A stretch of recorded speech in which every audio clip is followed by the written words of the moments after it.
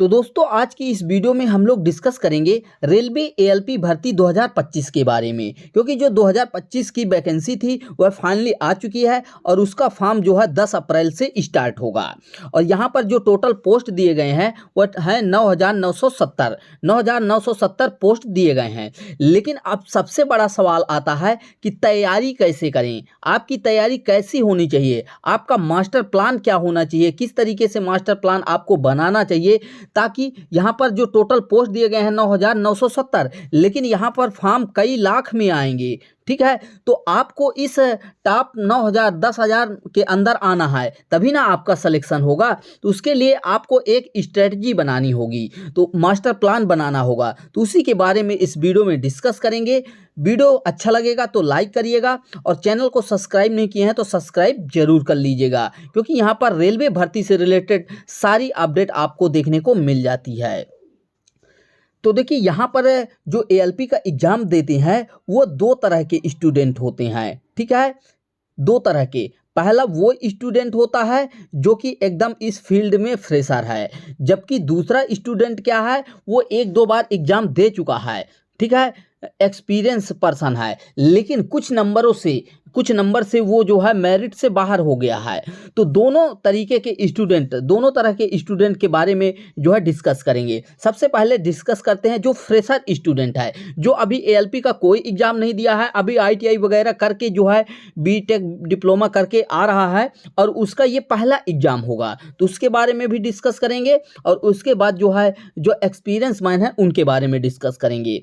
तो जो fresher student है सबसे पहले उसको क्या करना चाहिए, तो सबसे पहले उसका टारगेट होना चाहिए वो अपने सिलेबस को देखे। क्या? अपने सिलेबस को देखे और ऑब्जर्व करे कि क्या क्या सिलेबस दिया गया है और उसी सिलेबस के अकॉर्डिंग जो है टॉपिक को सेलेक्ट करे और उस जो जैसे जो टॉपिक दिए गए हैं सिलेबस में उस टॉपिक को वो कवर अप करे।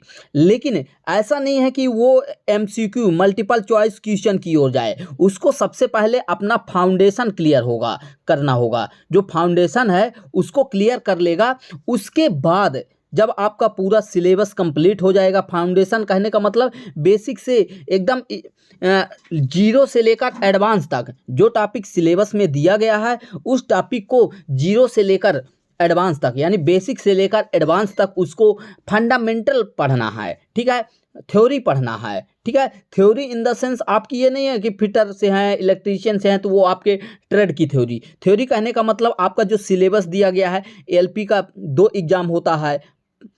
ठीक है, पार्ट मतलब CBT 1 होता है और CBT 2 होता है। ठीक है, तो CBT 2 की यहाँ पर चर्चा नहीं हो रही है, केवल CBT 1 की चर्चा हो रही है। ठीक है, CBT 1 की चर्चा हो रही है। तो CBT 1 में जो आपका मैथ, रीजनिंग, जीके, साइंस सब है, तो उसकी बात कर रहा हूँ। तो जो जिस टॉपिक से पूछा गया है तो उस टॉपिक को फंडामेंटल क्लियर करिए। फिर उसके बाद आप मल्टीपल चॉइस क्वेश्चन को लगाइए, MCQ को लगाइए और MCQ लगाने के बाद जो है आपका तीसरा स्टेप होना चाहिए। तीसरा स्टेप क्या रहेगा? मॉक टेस्ट देने का। उन्हीं चैप्टर से रिलेटेड आपको कई यूट्यूबर कोर्स प्रोवाइड कराते हैं या फिर अन्य जगह से आप ऑफलाइन ऑनलाइन किसी तरीके से जो टीचर होते हैं उनके माध्यम से जो है पता करके आप मॉक टेस्ट दे सकते हैं। ठीक है, तो जो फ्रेशर स्टूडेंट हैं उनको हमने 3 स्टेप बताया है। पहला स्टेप में वो क्या करेंगे? अपनी थ्योरी कंप्लीट करेंगे। ठीक है, फंडामेंटल जो है क्लियर करेंगे हर सब्जेक्ट का, भले ही वो ऑनलाइन टीचर से पढ़ें या ऑफलाइन टीचर से पढ़ें, कहीं भी पढ़ें, वो उनका है, जहाँ समझ में आए वहाँ से पढ़ें।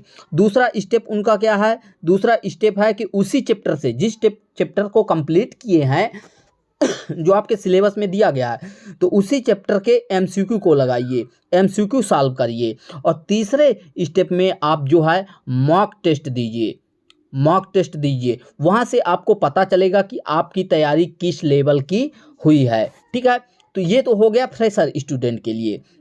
और दूसरा क्या है? एक्सपीरियंस स्टूडेंट जो 1-2 बार एएलपी का एग्ज़ाम दे चुके हैं उनके बारे में डिस्कस करते हैं। तो उनको क्या करना चाहिए? उनको सबसे पहला काम होना चाहिए वो अपनी वीकनेस देखें। ठीक है, अपनी कमजोरी देखें कि कहाँ पर आप जो है पिछले एग्ज़ाम में फंस गए हैं। जो आप लास्ट एग्ज़ाम दिए हैं एएलपी का, तो आप किस चैप्टर में, किस टॉपिक में, या फिर कहें किस सब्जेक्ट में आपको कम नंबर मिले हैं।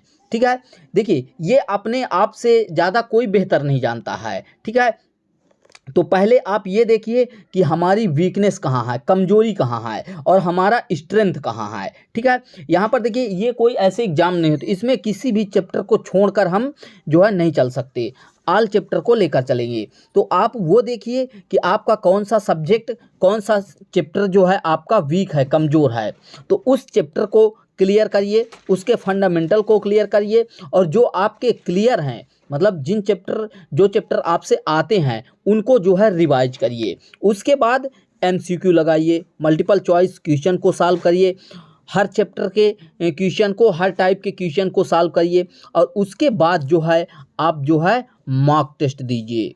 ठीक है, मॉक टेस्ट दीजिए, वहाँ से आप देखिए कि आपकी वीकनेस कहाँ पर आ रही है। मॉक टेस्ट जो आप दे रहे हैं तो किस चैप्टर में फंस रहे हैं। ठीक है, पहले तो आपने क्लियर कर लिया था कि लास्ट एग्जाम में आप किस चैप्टर में फंसे हैं, किस सब्जेक्ट में फंसे हैं।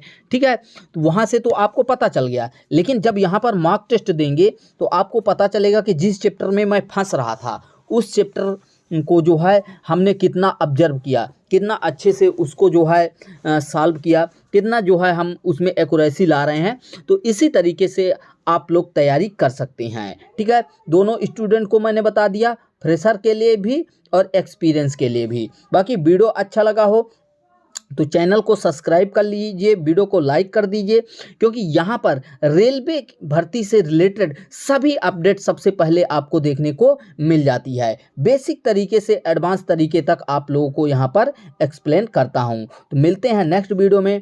Thanks for watching and bye bye.